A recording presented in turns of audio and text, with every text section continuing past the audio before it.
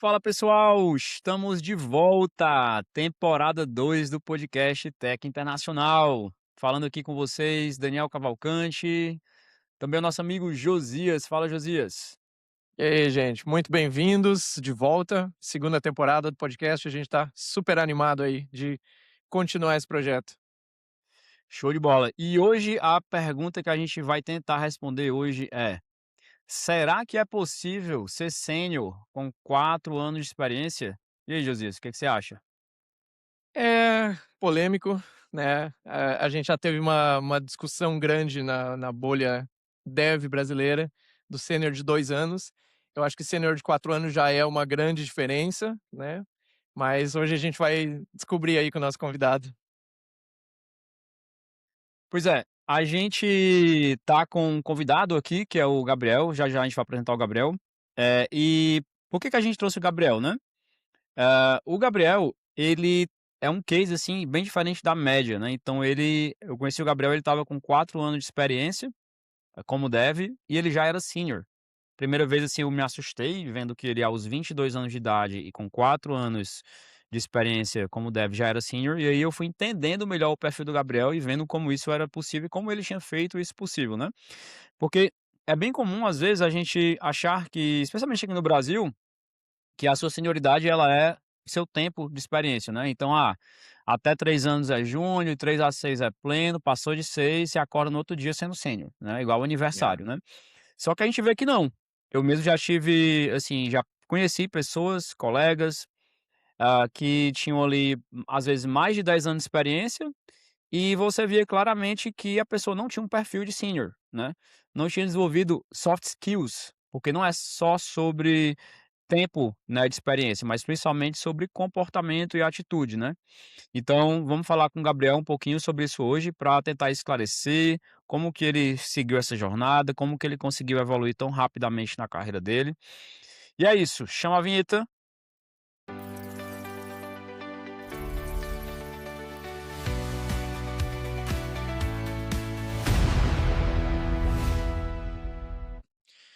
Então é isso, Gabriel.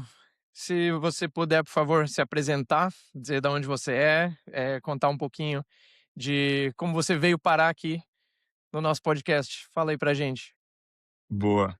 Fala galera, sou o Gabriel, como já mencionaram aí. Bem, comecei na área cerca de 2019, 2020, ali, um pouco pré-pandemia. Caí um pouco, já estava na faculdade, então entrei no estágio ali, comecei a trabalhar numa mercantil local como desenvolvedor. E naquela época, e aí já entrando um pouco no nosso assunto, né, eu acho que tem, antes, pré-pandemia e durante a pandemia, a gente teve muito essa discussão, porque a bolha tech deu explodiu, e aí então todo mundo, a gente teve essa diminuição realmente do tempo de experiência, então empresas que precisavam de mão de obra estavam contratando pessoas, em cargo de seniors, que não eram seniors, ou pessoas que já eram seniors, mas não sabiam ainda, né, então eu acho que já entrando um pouco no tema, a gente tem essa diferença por empresa também, então um sênior de uma empresa pode não ser necessariamente o nível que outra empresa espera para um sênior. Mas resumidamente, nessa mesma época, comecei ali fazer os meus primeiros códigos em React ali, que estava na moda na época. Consegui minha vaguinha ali para uma health tech, de São Paulo, uma startup. E logo em seguida já comecei a trabalhar para algumas outras consultorias, até finalmente chegar em começar a trabalhar para empresa de segurança aqui no Brasil. Essa empresa foi comprada e vai fazer cerca de 4 anos, 3 anos que eu estou trabalhando para fora. Então já estou na minha terceira, vaga internacional, para uma terceira empresa internacional, e acho que atualmente eu tenho mais tempo de carreira internacional do que no Brasil. Então, acho que isso é um ponto interessante, porque você vai percebendo que essa questão da senioridade, além de variar muito com a empresa, depende muito de cada desafio, né. Então eu acho que quando a gente fala de senioridade, é exatamente isso, a exposição que você tem naqueles desafios. Então, um cara pode acontecer, eu já conheci casos de colegas meus de trabalho que eram sêniores com 2 anos e meio de experiência, mas os caras desses 2 anos e meio foram espremidos a todo tipo de desafio possível, e também vi outros sêniores de 4 anos, 5 anos, 6 anos que, às vezes não tinha tanta, domínio para resolver um problema quanto aquele cara de 2 anos e meio Uhum. ali que estava sendo espremido tinha. Então acho que depende muito de contexto, depende muito de cada empresa, mas vamos discutir aí hoje sobre isso aí. Total. Você tem então 8 anos de experiência no total? Não, não, hoje faz 7 anos. 7 Esse ano anos cerca de 7 anos. e já uns 4 mais ou menos pra fora. É, exatamente. Pô, legal. É, já fez a transição de mais tempo pra pra fora do Já. que para o Brasil. Tá se tornando bem comum, né, quanto mais o pessoal avança aí para o trabalho pra gringa, né, para o trabalho para o exterior, tem muita gente aí que já tá acumulando bastante tempo de carreira pra fora. A gente até acaba perdendo um pouco o contexto do mercado nacional, né. Então Sim, é sim. bem interessante essa transição que acontece. Sim, sim. E tá ficando cada vez mais comum, né, eu percebi que depois da pandemia, que deu o boom realmente das vagas, muita gente se consolidou no mercado internacional, né, que começou a trabalhar para fora nessa época e permaneceu. Então acho que, antes era meio que outlier a galera que trabalhava para fora, você que já trabalha mais tempo aí na gringa pode falar, era raro você ver uma pessoa, hoje em dia aqui no Brasil já tá ficando cada vez mais comum, assim, sabe. Então é algo que já surge, assim, dentro das perguntas: "Ah, tá trabalhando pra fora, não tá? Questão de Uhum. tempo, o que é que tá faltando?". Então, já é algo que tá sendo difundido, assim, na bolha aqui do Brasil. E aí uma coisa que você falou aí que abre uma outra discussão aqui paralela, é sobre essa questão de era muito fácil entrar na pandemia. Mas a gente tem visto cada vez mais que não é só porque a pessoa conseguiu o primeiro trampo dela fora, que ela necessariamente vai conseguir permanecer ou crescer, né. Então a Sim, gente já viu muitos casos aqui, em paralelos à mentoria, né, em que o pessoal, às vezes, conseguiu de forma muito fácil um trabalho na gringa ali em 2020, 21, 22. O processo seletivo era super simplificado, era uma conversa, uma indicação, e aí depois a pessoa não consegue se manter por muito tempo ou progredir, porque ela não tá ali entendendo o que que tem que fazer para evoluir, né, ela acha que é só continuar ali entregando tasks, shippando features, que isso é suficiente e cada vez mais isso não está sendo suficiente, né. Então eu queria voltar um pouquinho aí na tua carreira, tu fez um bom resumo, mas eu queria aprofundar um pouco mais, em como é que você lá nessa sua primeira experiência, que você falou que foi em um supermercado local, né? Em um isso. supermercado local, show. Como que nessa experiência você, assim, o que que você fez lá de diferente, até mesmo se comparando com os seus colegas, que você acha que te impulsionou a crescer mais rápido lá nesse você ficou um ano lá, quanto tempo que foi? Não, eu fiquei pouco tempo lá, então assim que foi literalmente a primeira vaga de desenvolvimento, então eu entrei como estagiário. Então a gente criava sisteminhas internos, assim, do supermercado, então, os colaboradores, poderiam marcar se eles iam almoçar dentro do CD deles ou não, esse tipo de coisa, assim, interno. Então eram aplicativos bem básicos. Mas eu acho que o que me destacou mais foi essa sede de conhecimento, essa fome de conhecimento. Assim que eu comecei a trabalhar para a área, eu já sabia que era possível ganhar mais, eu também já sabia que era possível, trabalhar remoto, né. Então esse trabalho era presencial, era local, eu cheguei até a financiar um veículo para chegar mais rápido e vendi 3 meses depois, quando eu consegui minha vaga remota, mas, meio loucura, mas deu certo. Seu primeiro E estágio você financiou um veículo. exatamente, exatamente. Aí, ó, boa Era acho move. que a bolsa era se era 1.500, a parcela do veículo era R$ 1.100. Justo. Próximo Durante 3 episódio, meses como financiar um veículo enquanto você está fazendo estágio? saí pegando dinheiro Fazer um emprestado ali, podcast de porque finanças. não façam isso. Mas foi, peguei um dinheiro emprestado ali, porque o de ônibus ia demorar mais de 3 horas. "Ah, não, se eu for de carro aqui, eu vou conseguir economizar um tempo, chegar a estudar". Mas foi basicamente isso, foram 3 meses, o estágio era de 4 horas, mas eu acho que facilmente eu codava 10 horas, 10, 11 horas por dia de código. Tanto é que eu tenho até, dessa época, tem aquela extensãozinha que todo mundo usava, que era o Waka Time, né, que ele somava as horas que você passava escrevendo o código no VS Code mesmo. Aí, de vez em quando, eu puxo meus gráficos antigos e era absurdo, assim, era cerca de 10, 11 horas de código escrito nessa época. Então, acho que foram 3 meses ali realmente engolindo a tela do computador. E aí, logo em seguida, como eu falei, nessa época, os frameworks como o React estavam começando a ficar muito muito em alta, e os processos seletivos eram um pouco diferentes, né. Hoje é um pouco mais fácil, parando para ver, porque quando a gente olha para trás, é só uma telinha, é só isso ou aquilo, porque hoje a gente tem tem várias outras coisas. Mas na época era um desafio mais complexo. Assim como os desafios vão aumentando o nível, né? Pra época era um pouco, não era tão trivial assim fazer esse tipo de coisa. Então, quem sabia fazer uma telinha ali, de uma Pokédex, a galera imitava muito UIs que já existiam, né, Uhum. acabava se destacando. Então, aí eu fiz lá, no processo seletivo era para fazer uma mini Pokédexzinha lá, acabei passando e desde então trabalho remoto, não sei nem o que é trabalhar presencial desde então. O cara foi visionário aí, né.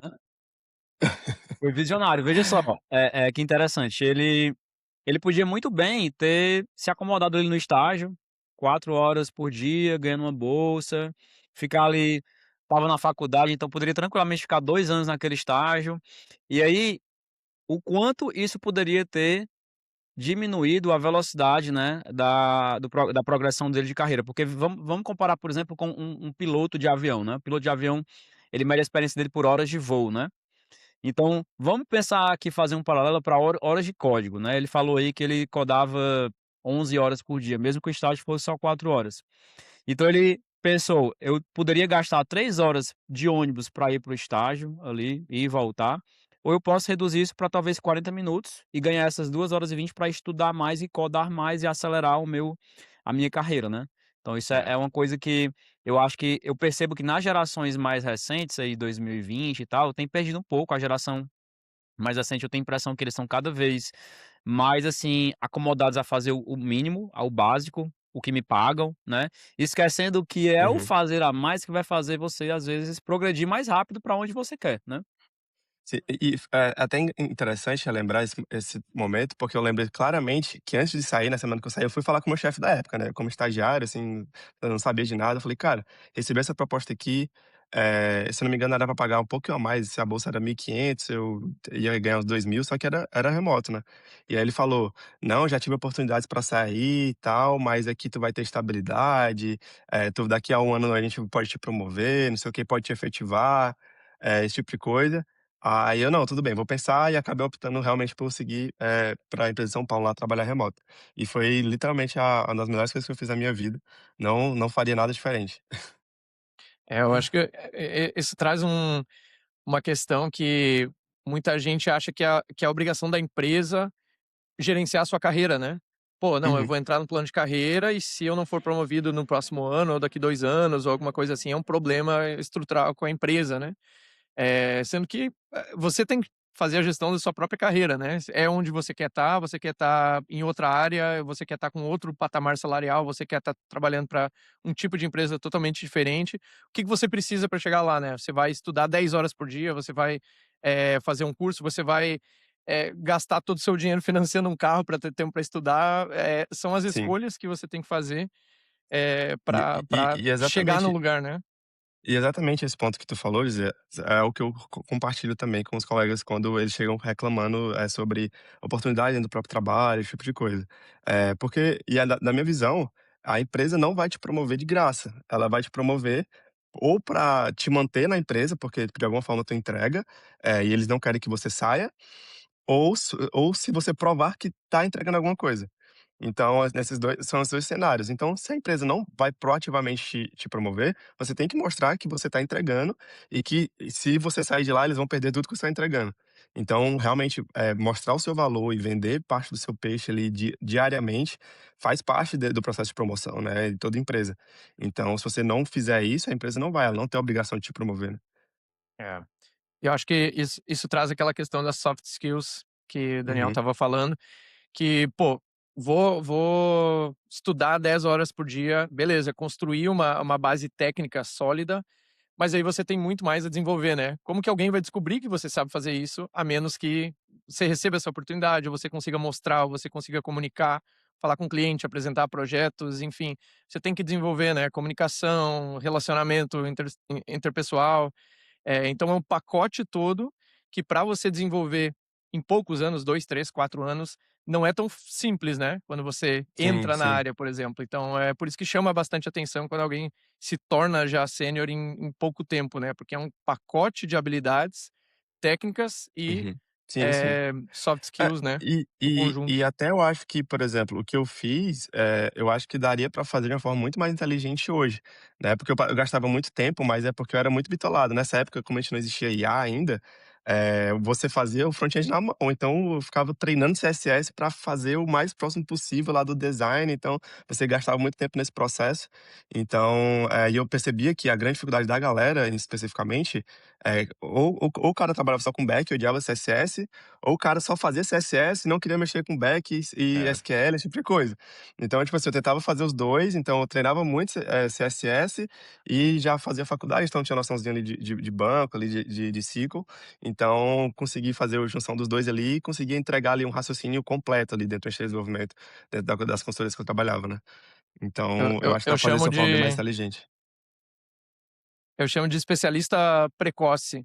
O cara que ele entra, no primeiro ano ele já decide: "É isso aqui que eu quero fazer e eu vou fazer desse jeito e eu não vou tocar em mais nada". E o cara basicamente define que a carreira dele vai ser isso, em 6 meses Sim, estudando alguma coisa, né. sim, Muita sim. gente faz isso na faculdade, né, faz, sei lá, uma disciplina lá, cursa Java e decide: "Pô, é isso aqui que eu quero fazer pelos próximos 30 anos da minha vida". Cara, Sim. calma, né, você vai ver que o mercado é muito mais amplo, né, você tem que conhecer um pouco de tudo. Se você trabalha, por exemplo, a gente está falando de programação, se você trabalha como, desenvolvedor web, você precisa entender desenvolvimento web como um todo, né, do início ao fim. Você precisa saber o que que é back-end, front-end, infra, DevOps, que se fala Não, hoje, toda essa e parte, isso tudo como funciona, para depois você conseguir se destacar em alguma coisa, né. exatamente, exatamente. E é até engraçado tu citar isso, porque quando eu passei dessa startup que foi comprada pela empresa americana, eu sempre trabalhei com web, sempre fui dev web, fazia construção de API e construção de front-end. A empresa americana me contratou e me colocou no time de data. Então eu virei um data engineer do nada, passei 3 anos lá, assim, aprendi muito. Assim, eu sei que é algo que eu não quero voltar a trabalhar com dados, mas me deu uma bagagem absurda, assim, de cloud, de infraestrutura, de como a gente consegue entregar dados mais confiáveis para o modelo de IA, né, que naquela época não era, há 3 anos atrás, não era tão hypado quanto é hoje, né. Uhum. Então, aprendi tudo isso que hoje eu utilizo, mas eu caí de paraquedas. Então se eu podia só ter recusado a oferta quando a empresa falou: "Não, não quero trabalhar com dados, eu vou procurar trabalhar aqui com outra coisa". Tanto é que a empresa, ela aumentou meu salário quando comprou e me colocou em outra posição. Aí, pô, tô ganhando mais pra aprender algo novo, bora lá. Então foi bem legal.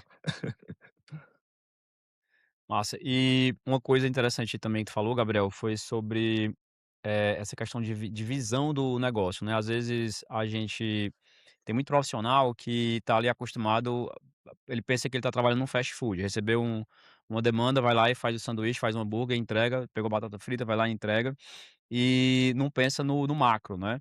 E como o Josias falou, a empresa, a gente não pode responsabilizar ela por fazer a gestão da nossa carreira, ainda mais que a gente incentiva muito você a trabalhar remoto, a maioria das vezes vai ser PJ, né, então você vai ser o próprio gestor da sua carreira. E quem não é visto não é lembrado, né.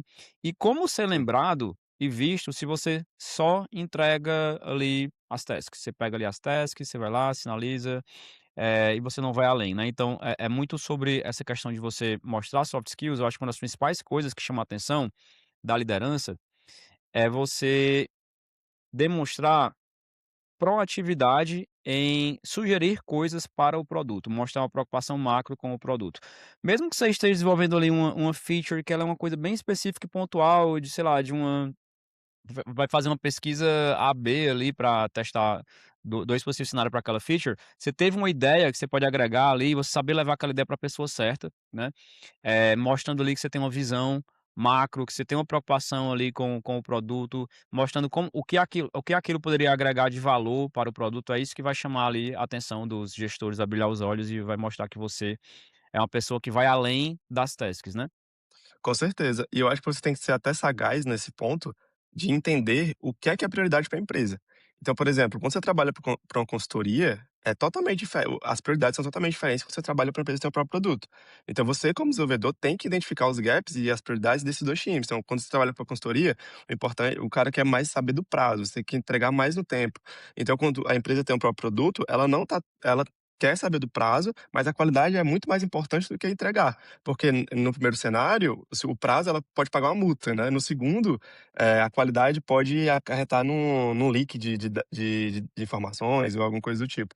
Então, são cenários diferentes que a pessoa tem que estar sempre ligada o que é que é prioridade para essa empresa, para o meu time, às vezes é um domínio específico da empresa que enxerga o que é prioridade diferente e o cara tem que realmente ser sagaz e entender, né? E aí por isso que a gente vê muito, mas eu entregava bastante e não era reconhecido, esse tipo de coisa. Às vezes você entregava bastante algo que não era prioritário para a empresa, né? Então, você tem que realmente saber o que é que é prioridade para você e para a empresa no geral. Às vezes só ter uma coisa ali que tem uma prioridade alta na pipeline ali de tickets, não quer dizer que aquilo tem Uhum, uma prioridade alta no sentido de agregação de valor. Às vezes é só algo, um sim. fixo urgente, um bug urgente, mas não é ali algo de alto valor, né. Aí só voltando um pouquinho atrás, você saiu desse primeiro seu mercado onde você era estagiário e foi para uma empresa trabalhar remoto, né. Essa empresa ela era de quê? E você lá foi contratado como júnior, já foi como pleno, como é que foi isso? Não, lá eu já fui como júnior, e lá era uma consultoria, era basicamente uma consultoria de produtos, da área da saúde. Então eles tinham um contrato com, diferentes empresas de saúde aqui no Brasil, e a gente fazia, integrações e plataformas no geral para essa galera da saúde, pra seja hospitais, seja laboratórios. Então eu fui alocado num projeto lá de duração de 1 ano, fui contratado como júnior e no meio do projeto, o meu tech lead saiu, e aí eu, como júnior, me colocaram para liderar o projeto, assim, mas eu não sabia de nada, então, tipo, era aquele tech lead meio, Clássico. aquele tech lead meio que, mas só porque eu acho que estava mais tempo no projeto, então tinha mais domínio ali do que estava acontecendo. Então era aquele tech lead júnior explicando pro sênior que estava chegando agora no time, explicando o que é que tinha que fazer, e esse caos, e foi indo, foi dando certo. E a gente entregou esse projeto, e aí depois eu trabalhei para mais 2 consultorias aqui, então os meus primeiros empregos aqui do Brasil foram todos consultorias. Então aí dentro de consultoria você passa por tudo, né. Desde fui da saúde até trabalhar com sistema bancário, então passou desde loja de roupa, então foi vários tipos diferentes de sistema, o que foi muito bom, porque, cada consultoria tem seu próprio ecossistema ali, né. Então você é contratado para um projeto, não necessariamente porque você sabe uma stack específica ou não, então você tem que, Uhum. meio que se virar nos 30 ali. Rodar você recebe os pratinhos rodando e tem que permanecer rodando e manda bala. Deixa eu fazer uma pergunta. Você disse que foi o tech lead júnior da empresa. Na Acabamos de entrevista desbloquear um seguinte, novo cargo aí, viu, Junior Tech Lead. eh, que assim, é normal as pessoas se sentirem injustiçadas, né. "Pô, eu sou júnior, estão me botando para liderar um projeto inteiro, não é a minha função, não é meu cargo". Você usou essa experiência depois na próxima entrevista? Você mencionou que você estava Ah, liderando um sim. projeto já? Sim, usei, mas eu acho que em vagas diferentes. Por exemplo, em contextos diferentes. Quando eu via que era uma vaga para que era para gerenciar, ou que você tinha que ter uma posição mais de liderança, eu usava. Mas é exatamente até o que o dicas aqui, né, que o Daniel já fala, o seu repertório é um estoque, então você vai lá pegar no estoque o que o cliente quer escutar, né, o que o cliente quer comprar. Então o cliente aqui vai ser a tech recruiter, vai ser um manager que você tá ali na entrevista, então eu já usei essa experiência em outros processos, e esse não foi o único episódio que aconteceu. Não sei se o Daniel lembra, mas a gente já estava, conversando na mentoria, nessa startup que eu trabalhava aqui de segurança aqui no Brasil, aconteceu o mesmo cenário. O tech lead foi embora, me colocaram como tech lead, só que nessa época eu já estava sendo promovido para sênior, mas eu era pleno ainda. E aí no mesmo cenário, assim, de confusão, não, tudo bem, já tive essa experiência aqui, sei minimamente por onde seguir. Então, eu acho que tudo é válido, principalmente quando você não tem experiência. Tudo é válido, tudo é válido. E O não s é. um ponto muito importante, tá, Gabriel? Eh, Se você era júnior e o cara te cotou pra ser tech lead, é porque você tinha algo. Ele não vai pegar qualquer Uhum, júnior: "Ah, eu preciso pegar um júnior, vou sortear aqui", não. Ele vai pegar pessoas que ele vê ali que já tem um potencial gigantesco e que, demonstraram confiança. Ninguém uhum, convida um júnior para ser tech lead de um projeto, mesmo temporariamente, sem ter muita confiança, sem ter muita aposta, entendeu? O que a gente às vezes pode ficar chateado é porque, poxa, eu vou ter que 5 vezes mais responsabilidade e isso não vai aumentar o meu salário. Porque isso vai acontecer muitas vezes. A gente já vê sim. vários casos de pessoas aqui na mentoria que são às vezes júnior, pleno e são cotados para ser tech lead, o salário não muda. Só que você não tem que pensar no curto prazo, você não tem que ser, entre aspas, né, curto prazo curto prazista, né. Você tem que pensar no longo prazo. Essa experiência que você teve aí, você ficou quantos meses aí nessa de junho aí que você virou tech lead, como tech lead? Ah, eu fiquei uns 6 meses, ficou até o Esses final do 6 projeto. meses aí, eu tenho certeza que eles evoluíram tua carreira em pelo menos uns 3 anos. Sim, sim.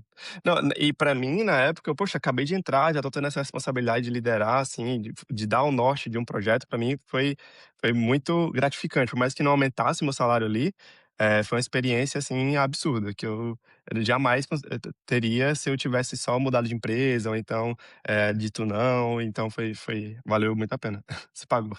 E esses achievements que o Gabriel teve, né, que já começando desde o supermercado, né, mas passando por essa vaga aí também, no currículo dele fazem muita diferença, porque eu já peguei vagas, assim, em que eu enviei currículos de vários mentorados, e às vezes tinha mentorados que tinha mais tempo de experiência que o Gabriel, assim, 10, 9 anos, e não eram pré-selecionados pra vaga, e o Gabriel com 5, 6 era, pra ir pra entrevista, entendeu? Só pelo currículo. Mesmo com o currículo lá, claro que tinha 5, 6 anos de experiência, vaga pra sênior, passava, sempre passava na fase de currículo, porque as entregas dele eram muito boas. Não era tipo 10 bullet points iguais, mudando só os valores, não, eram 10 bullet points, cada um com uma fotografia diferente do projeto, com um tipo de entrega diferente, né. Então eu acho que Uhum. essa variedade e intensidade que ele teve acesso e oportunidade, né, de desenvolver, fizeram, assim, bastante diferença aí nessa aceleração da carreira dele, né. Sim, sim. E ainda mais, eu acho que hoje em dia fica muito mais fácil de você fazer isso, porque na época eu fazia tudo manual, né. Hoje em dia se você pegar ali, chegar na IA e falar: "Pô, pega meu histórico de commits, o histórico de projetos, o histórico de sessões, monta os bullet points assim", ela vai gerar pra ti, então tu só vai revisando. Na época eu tinha esse backlogzinho que ia anotando, ia fazendo de forma manual e pra gerar isso, pra vender esse peixe, né, sempre no ciclo de promoções, esse tipo de coisa, então é realmente muito importante. E é algo que você tem que fazer, faço até hoje a IA tem ajudado bastante. Tá, Gabriel. E aí, você saiu dessa sua segunda empresa, né, e foi para uma empresa de antifraude, né. E como é que foi isso? Você aplicou, eles te chamaram, foi um processo seletivo tradicional, e você já entrou lá como pleno? Como é que foi essa transição lá?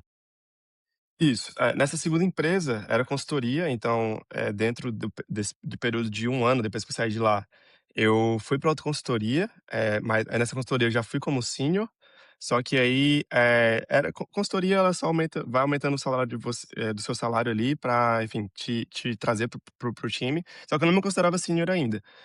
Só que eu passei pouco tempo, 2, 3 meses, e aí decidi que eu não queria mais trabalhar pra consultoria, e até entrei de fato nessa empresa que tinha um produto próprio, né, que era um produto antifraude.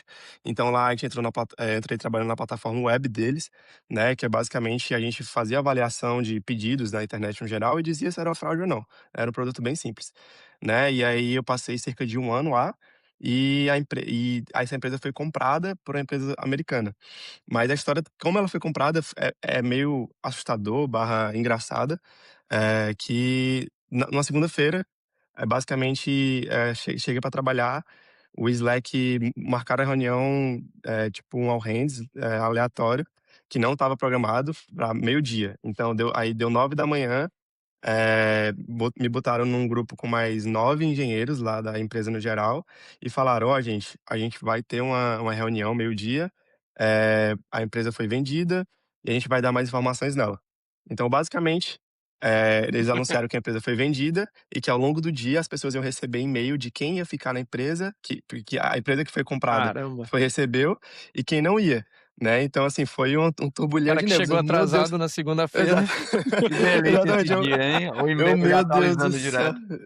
Segunda-feira só queria trabalhar e a empresa foi vendida. Então, e aí me falaram que eu fiquei, né, mas assim, era um time de 50 engenheiros, todos brilhantes engenheiros, e aí ficaram cerca de 10 engenheiros, eu fui um dos 10 que ficou. Enfim, a empresa deu todo o suporte, pagou mais 3 meses de salário, plano de saúde, enfim, deram todo o suporte necessário.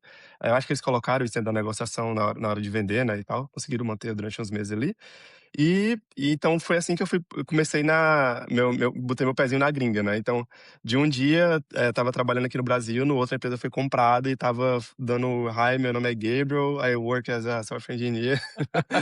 Você foi Então foi levado pra gringa, então. fui levado, pegaram na minha mão e me puxaram, mas e aí comecei a trabalhar com dados. Comecei a falar inglês e botaram pra numa área que eu não sabia de nada. Então, fui aprendendo, aprendi muito nesses 3 anos. Então foi muito engraçado, assim, por esse período de transição, porque basicamente foi um mês que a gente ficou parado, né, todo o processo, todos os trâmites de demissão, ser contratado, na outra, esse tipo de coisa. Foi tudo muito novo, assim, né, o meu chefe falou: "Respira, pega uma semana de folga". Então a galera que ficou passou uma semana, assim, sem aparecer no trabalho, ficou foi na praia, fiquei tranquilo. E aí a gente passou esse um mês só dando manutenção no sistema pra aos poucos ir desativando. E a gente passei por esse processo e de fato comecei a trabalhar pra gringa nessa empresa americana que também era de segurança, né, era basicamente o mesmo produto, só que em escala global.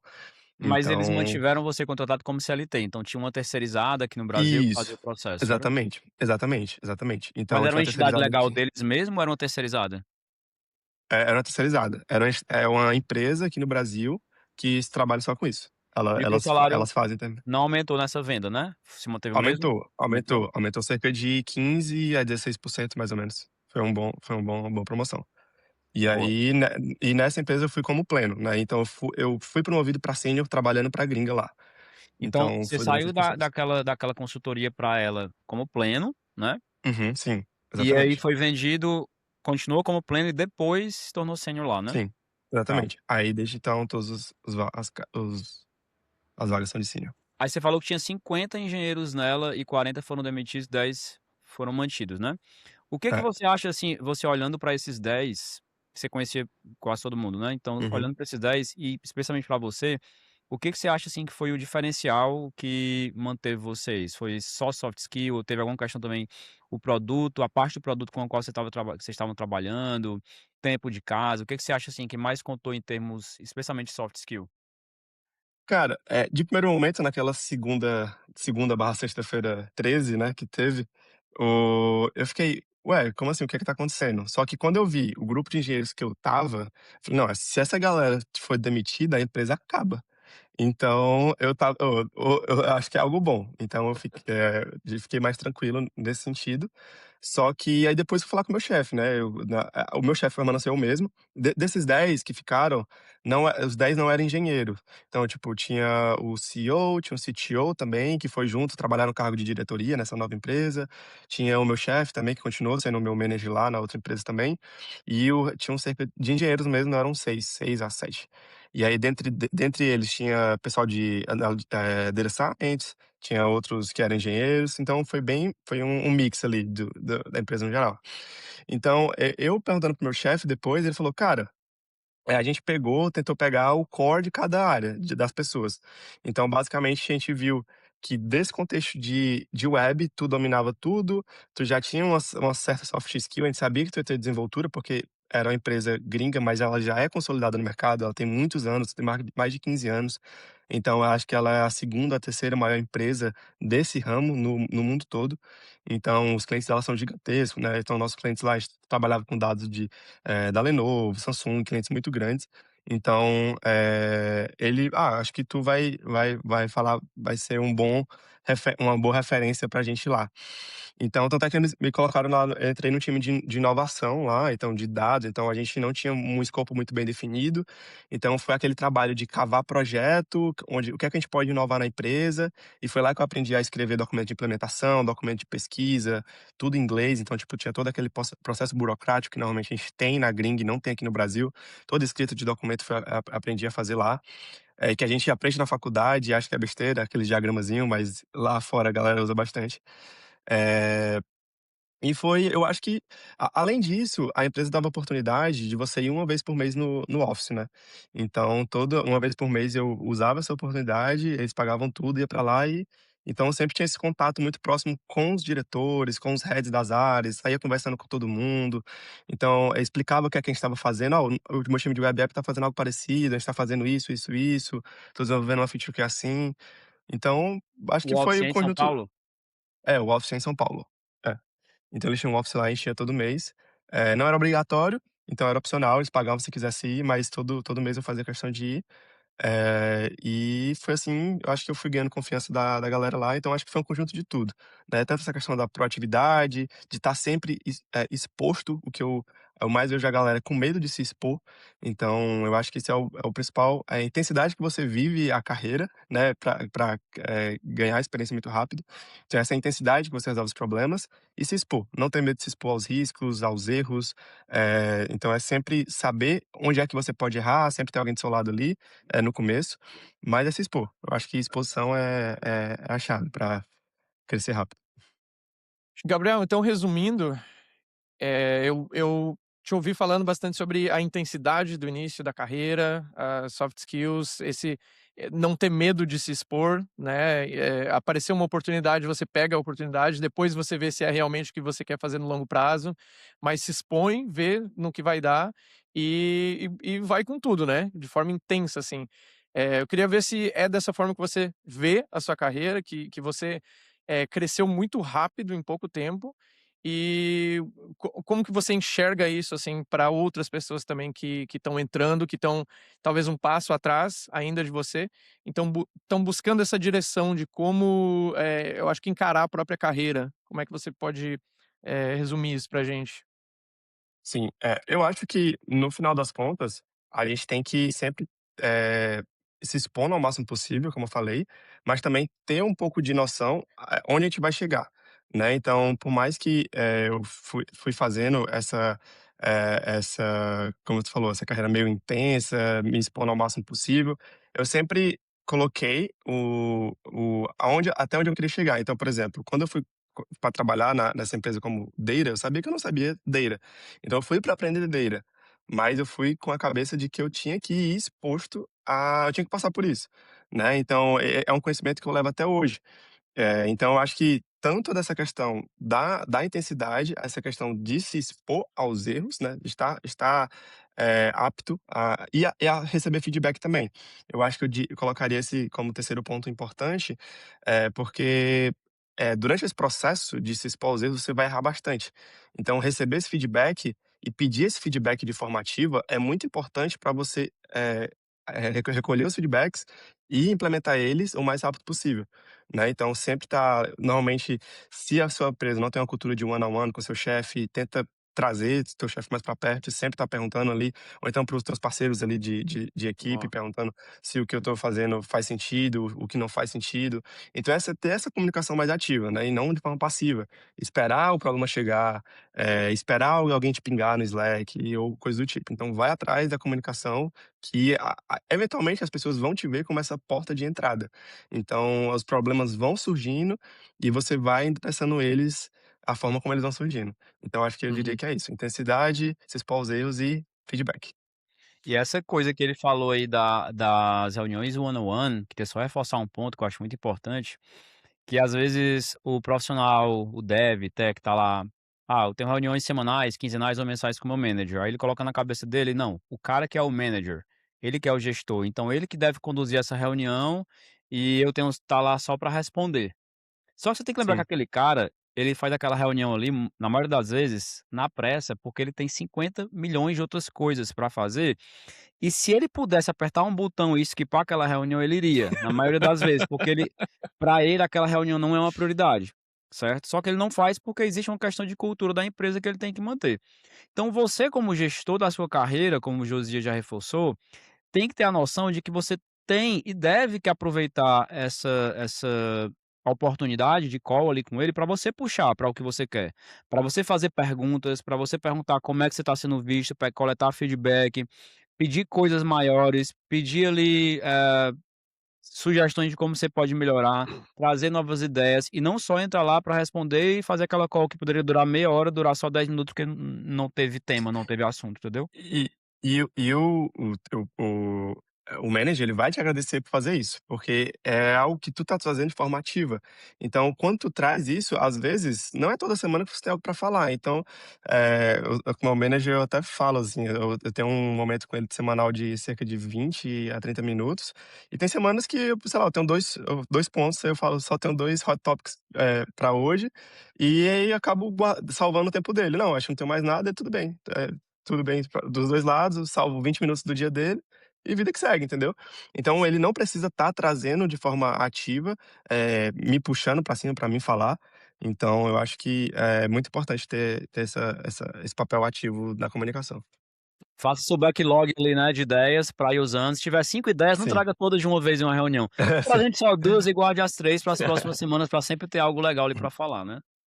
Sim, É, sim. eu acho que especialmente no remoto, também tem bastante essa questão da visibilidade, né. A gente às vezes faz 50 coisas numa semana, mas ninguém viu, né. E se você não usar esse one on one que você tem com o seu manager, para falar também sobre aquilo que você está fazendo, sobre a direção que você está tomando na carreira, sobre uma decisão importante que você tomou, que deu certo ou que deu errado, ele também muitas vezes não vai ter essa visibilidade, né. A gente sabe que tem gestores aí que têm 5 pessoas abaixo dele, tem gestores que têm 25 pessoas, tem empresas boas e ruins, né, a gestão pode ser bem feita ou não.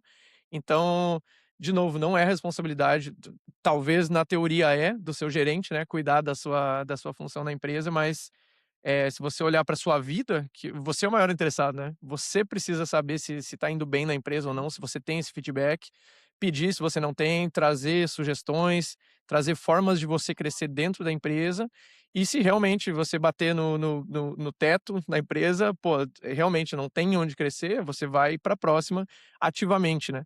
Então acho que essa questão do feedback é extremamente importante, é muito negligenciada, né, as pessoas usam para chegar ali e ter aquela conversa, né, só informal, só para fazer um amigo, alguma coisa assim, e aí chega no período das reviews anuais e não vem uma promoção e o cara tá lá sem saber: "Pô, mas, né, tô trabalhando pra Sim. caramba aqui, não sou reconhecido".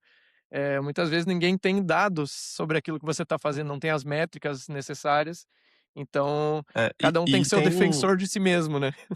exatamente. E tem pessoas, tem perfis e perfis, né. Eu já tenho colegas de que trabalharam comigo que eles eram muito políticos, então eles gostavam bastante dessa parte de comunicação, eles interagiam muito com outros times, né. Então assim, esse cara naturalmente ele vai ser mais visto, né. Eu já não faço tanto esse perfil, eu não gosto de fazer essa política com outros times, então eu tento ser o mais objetivo possível, né. Então o que eu quero dizer é que existem outras formas de você ser visto, sem necessariamente você fazer esse perfil político, né. Então você tem outras formas de agradar o seu manager, trazer prioridades para a empresa no geral.